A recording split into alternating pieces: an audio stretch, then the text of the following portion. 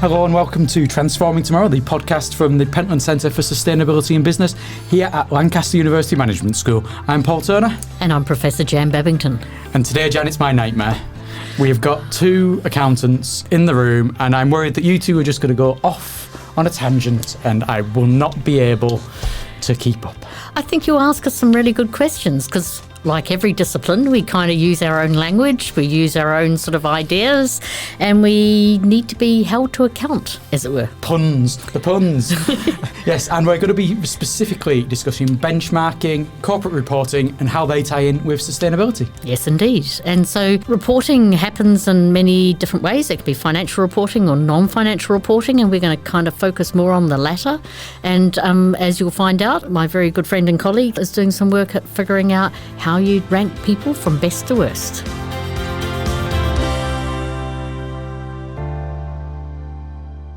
Yes, because we are joined here today by Dr. Dasha Smirnov, a lecturer in accounting in the Department of Accounting and Finance at Lancaster University Management School. And her work explores whether voluntary adoption of the Global Reporting Initiative framework by a company is associated with the quality of their ESG disclosures or the level of their ESG performance. That's ESG, Jan. What does that mean? It's environment, social and governance factors. So it's where the finance world try to figure out what they might do with sustainable development. Yes, and as we may have mentioned, yes, another accountant, someone who is working with you on a paper on non-financial reporting benchmarks.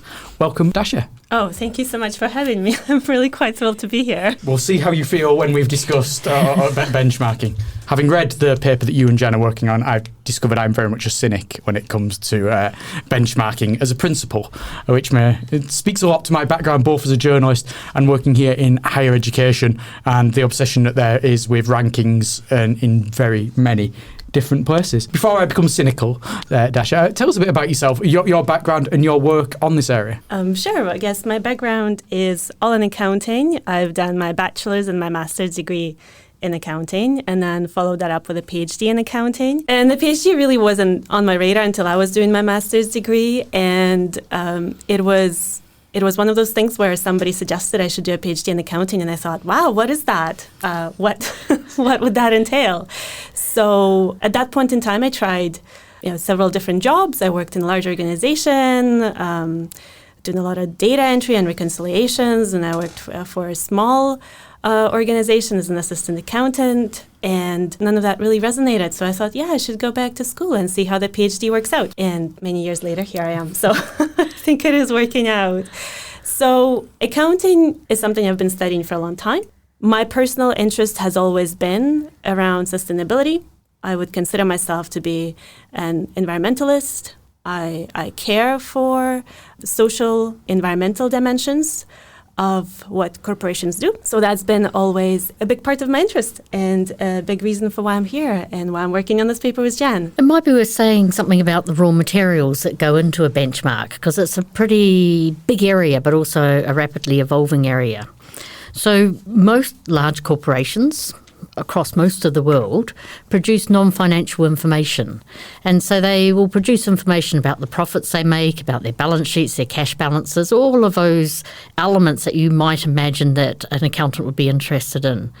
But at the same time, they also produce information about non-financial matters that might arise from their financial interactions. So it might be how many emissions are associated with their activities, might be effect on biodiversity, on water, on all other natural systems, but also the social impacts of organisations as well. And so these non-financial reporting practices that people engage in have been around probably for 30, maybe 35 years, but in the last decade to 15 years become really commonplace. And so this is the raw materials that go into benchmarking. What you're studying is benchmarking into corporate reporting and specifically the transparency of corporate reporting, how easy it is to understand what people are actually doing, how much they're revealing within their reports.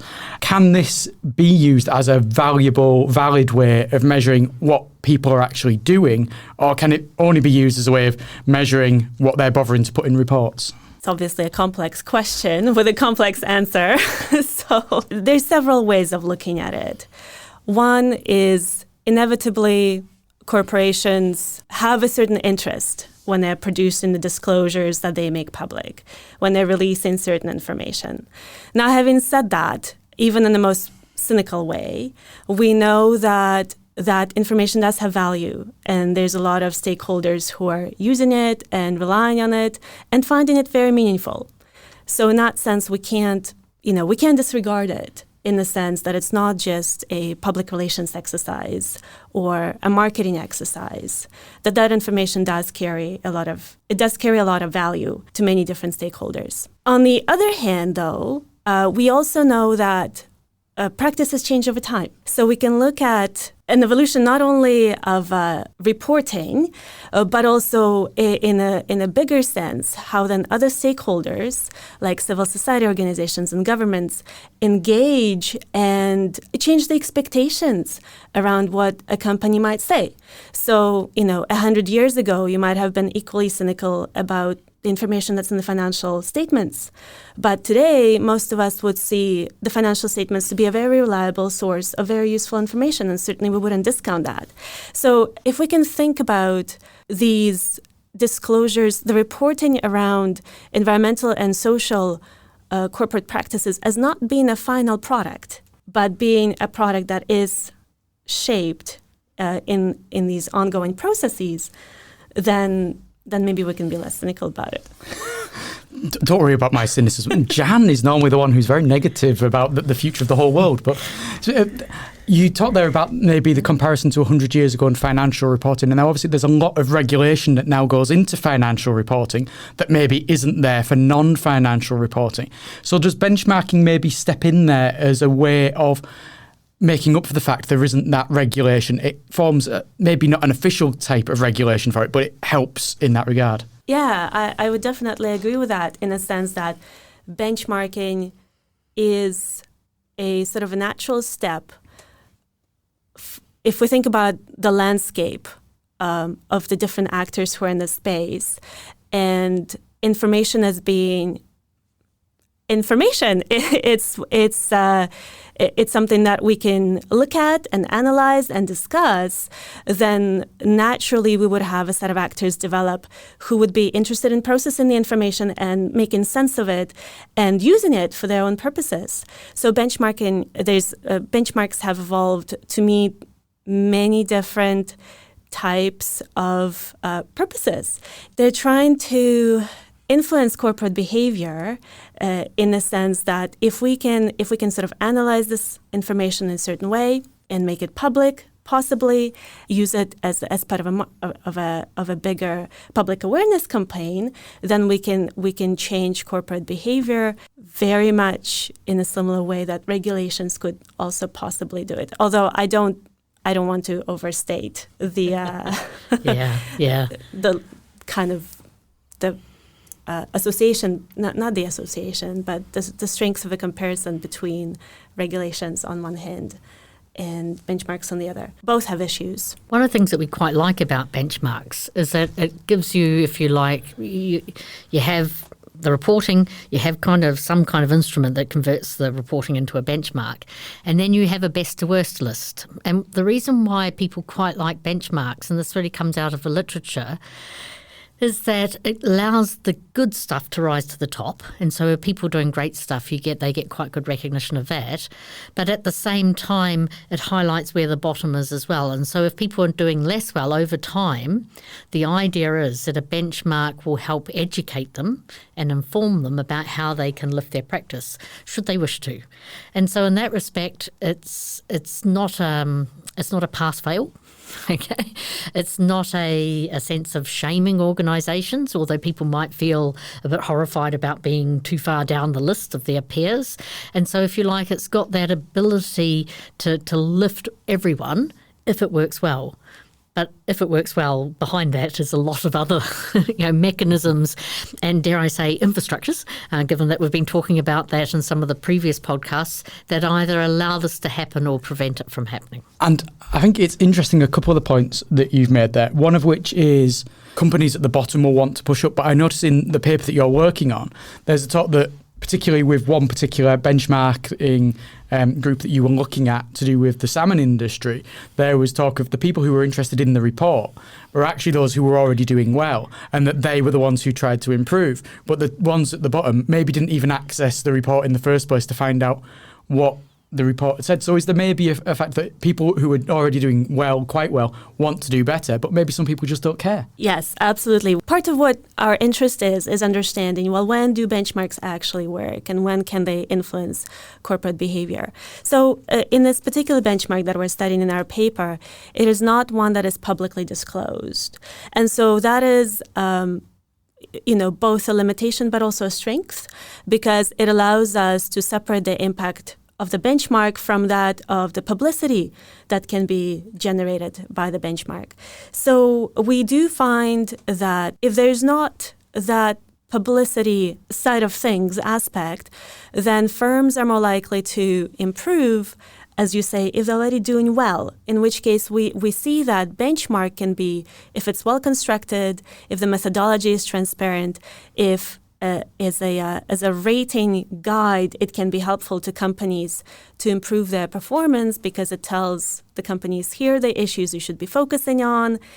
Here's sort of relevant dimensions that you should try to perform better on, at least make disclosures about. Now, in terms of the public aspect, it does seem that that's necessary if we want to move these companies who are not performing as well. So, these guys at the bottom, so to speak.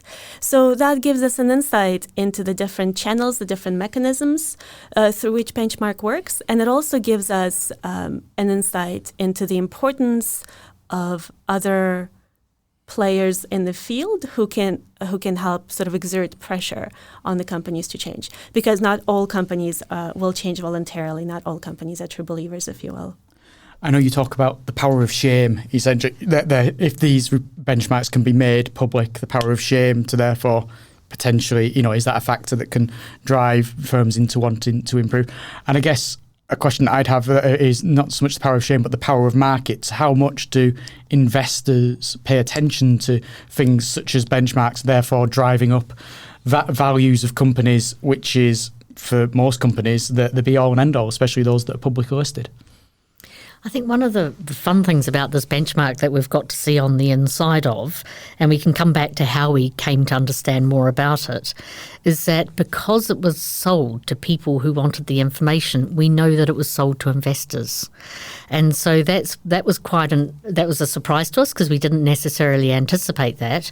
So whilst those who were interested or those who wanted to do better bought the benchmark, so do investors in the companies that were in the benchmark. And I suppose that prefigures, because this is a slight historical case in that the benchmark's now finished, which also means why we've been able to study it in more depth. But that kind of prefigures the ESG, the environment, social and governance funds and rankings. And there's a lot of research around them that is perhaps not very complimentary, because people worry about both how exact they are and their probity, and all sorts of worries about that. So in some ways that, who uses the data and how they use it, we get a little bit of glimpse in this particular study, but it's a big issue across the board. Ties in perfectly with something else that I was wondering about, which is all about the transparency of the benchmarking itself. The people who draw up the benchmarks, whether they're independent from the industry, how they fit into the industry, and how easy the benchmarks are to understand, so that obviously there can be issues with transparency and how easy to understand the reporting can be. But then if the benchmarks aren't easy to understand, that can affect their value too, surely, and how much people are using them. There's a couple of things that come to mind in thinking about the transparency of the benchmark. We have to think about what the benchmark is meant for. What are the objectives? What is the purpose with which it was designed? So in the case of the benchmark that Jen and I are studying, for example, we are looking at an explicit goal of trying to change corporate disclosures on the environmental and social dimensions in the seafood industry. And so the transparency of the benchmark is really instrumental in accomplishing that because it gives companies a good sense of where they can make improvements. What are the specific indicators that are very important in this particular setting, to this particular industry? And sometimes, these indicators, they might not be even thinking that they're important. And so it's really helpful for somebody to highlight them as actually being important indicators. So in that sense, if we're concerned with improving corporate behavior and having them learn from the benchmark, then the transparency of the benchmark becomes absolutely crucially important. Now, having said that, and we've just touched upon this idea of ESG ratings, where companies are being rated on their environmental, social, and governance factors, a lot of these ratings are commercial products. And so here, the objective is very different. The objective is for the rating agency, which is just another company, to be generated revenue. And so they might want to make some of the methodology transparent as a way of improving the legitimacy, the trust in the product. But ultimately, it might not be their objective. So, if we think about making a comparison with some of the practices on the financial side, we have credit rating agencies who rate creditworthiness of companies. And here we often don't quite know exactly what the methodology is. It's actually quite opaque. But that doesn't stop the credit ratings from being incredibly influential. So in that sense, whether or not a methodology is or isn't transparent, or should or shouldn't be transparent, is probably a function of what the benchmark or the rating is trying to accomplish. I think another part of your question, which I think is really helpful, is that there's a body that's emerged since the time of our case study called the World Benchmarking Alliance. And they have several different benchmarks, some of them around particular problem areas. So they like to have a nature benchmark, some around particular industries as well. So they have industry level benchmarks as well. One of their benchmarks that we know quite well is their Seafood Stewardship Index. The best performer on that index gets under 50% score. And so I always feel more reassured about benchmarks where, if people are sitting at 90, 95%, then I sort of think, actually you could probably do better than that. Whereas sometimes also, not everyone getting full marks is actually an indication that the benchmark might be actually quite tough and is asking the same kind of questions, because intuitively we know that everything isn't going fine. So it's also, if you like, the array of grades that you can get off a benchmark that helps you understand how it's constructed. Now, the World Benchmarking Alliance is really interesting because they have open public consultation on what's going to be in the benchmark. So they put something forward, and then there's a lot of feedback and negotiation, and then a benchmark is proposed. So their process is incredibly transparent and allows people to have a voice in it. And so in some ways they're very different from ESG ratings who are selling it for a business. Their business is to lift the whole sectors that they're engaging with. So that's a slightly different example again. So I think that and I think you can't be cynical about benchmarks, because I would say, which benchmark do you mean? Because they're quite varied. Well, I have to say, when I first read about the World Benchmarking Alliance, I thought, hang on, this is someone who's benchmarking benchmarks. And there is a bit of that. And you say I can't be cynical, and surely if there's someone benchmarking benchmarks, then this is... if they're benchmarking the benchmarkers, who's benchmarking them? That would be my next question along those lines. But no, I can see value in some ways if you've got someone who's an alliance whose job it is to have the right areas in place to be benchmarked, choose what is benchmarked, how it's benchmarked, and for their independence. Like you say, if you've got benchmarks where the top marker is getting 99% and all they need to do to get 100% is actually correct that typo on the report that they sent through, that's a bit ridiculous. Yeah. But if the marks seem to be, serious and they're assessing them in proper ways where they're getting marks, look, you're the best one is below 50%. Maybe these marks are a bit harsh, but at least it's showing that, they've identified areas for improvement that can be applied there. I mean, the question that raises for me, though, is do companies improve just for the sake of improving on benchmarks? Or are they improving to become a better company? Are they improving in areas that aren't necessarily relevant to them, but it will boost them up the benchmarking scale? Or are they improving in areas that won't necessarily affect their benchmarking, but makes them a better company? This kind of resonates with some of the concerns around greenwashing, in a sense of whatever it is that firms disclose, is it meaningful information, or are they just producing these really large, really colorful reports full of lovely pictures? And so they might improve the public perception of the firm, but they might not necessarily tell us a lot about what's actually happening in terms of the corporate performance.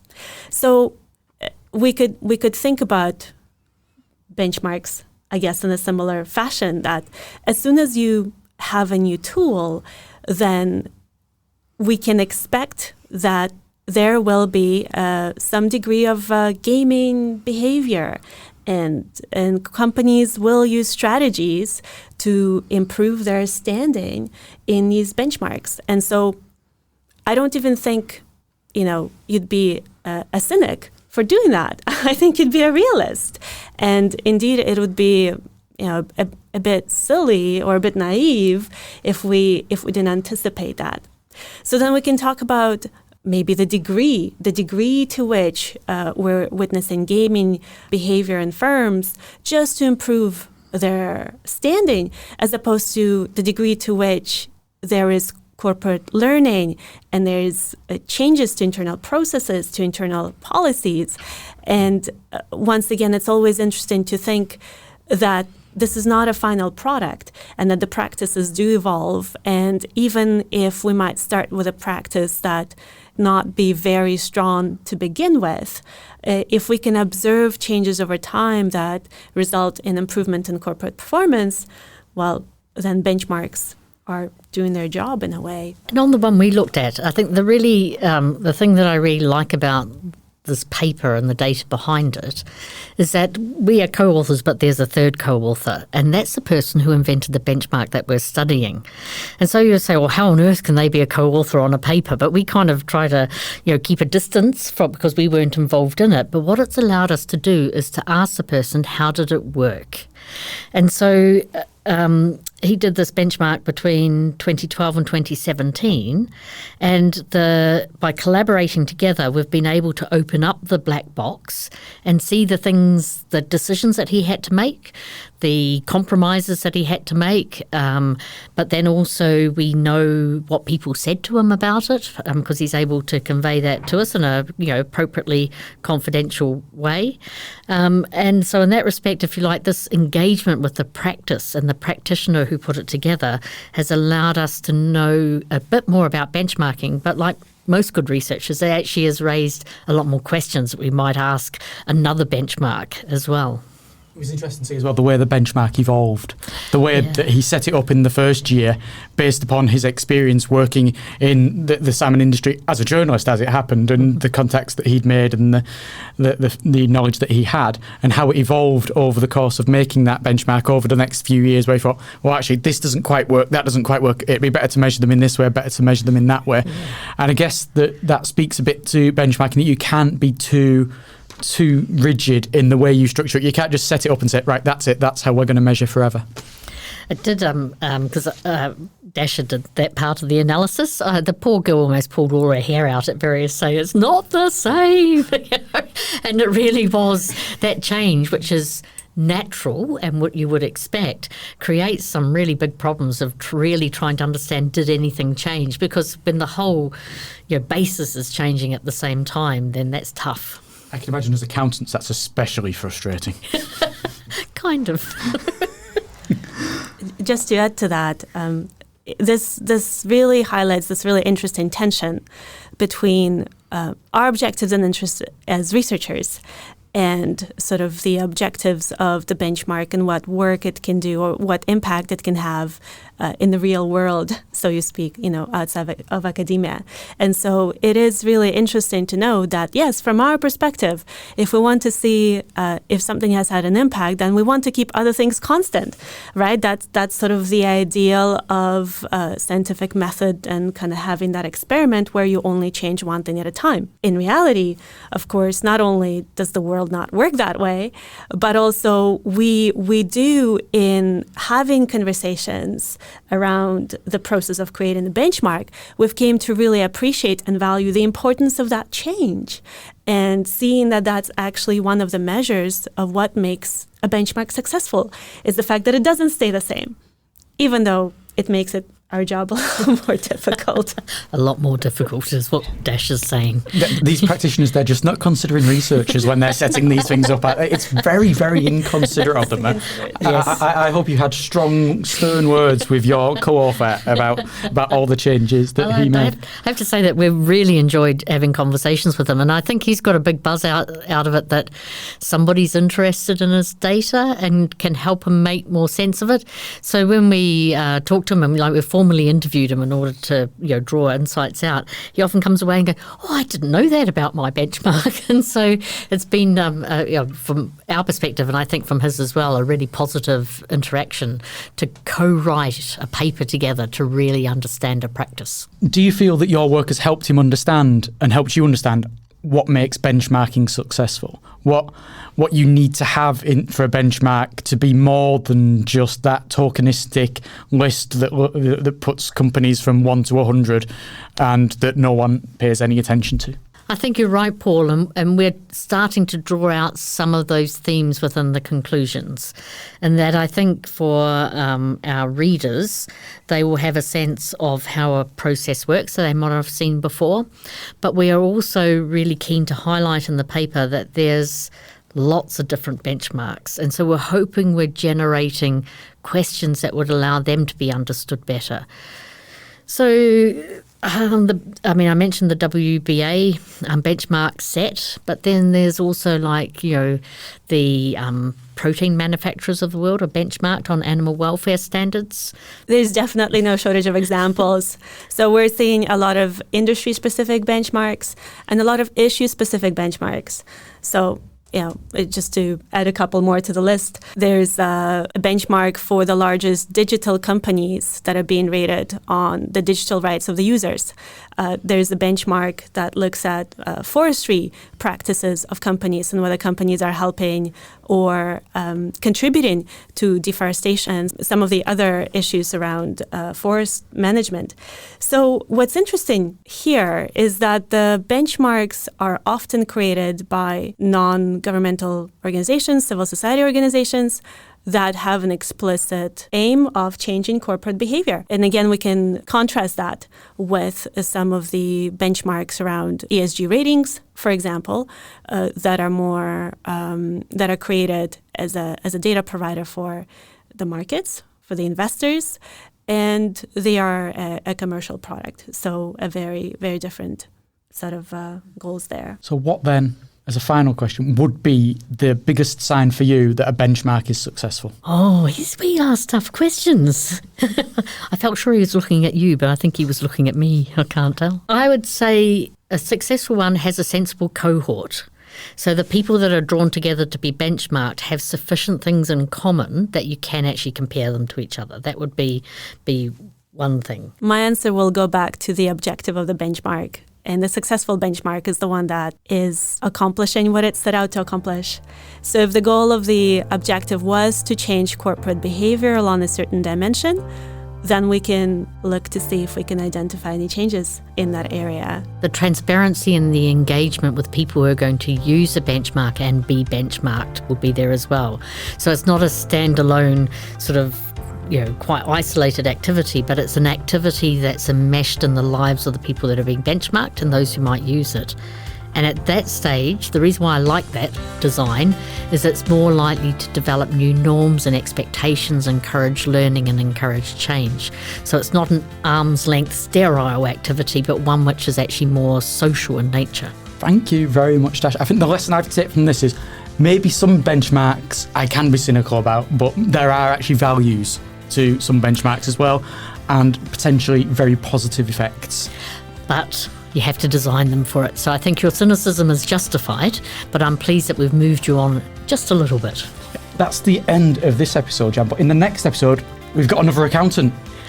I don't know what's going on, Paul, but there's more accountants coming. Yes, we'll be joined by Richard Spencer, Director of Sustainability at the Institute of Chartered Accountants in England and Wales. And we'll be discussing lots more accounting issues. And can I just credit both of you for this episode for not taking it too far down the accounting rabbit hole? Oh, no, we're happy. Our pleasure. Happy. So until next time, I've been Paul Turner. And I'm Professor Jane Babington.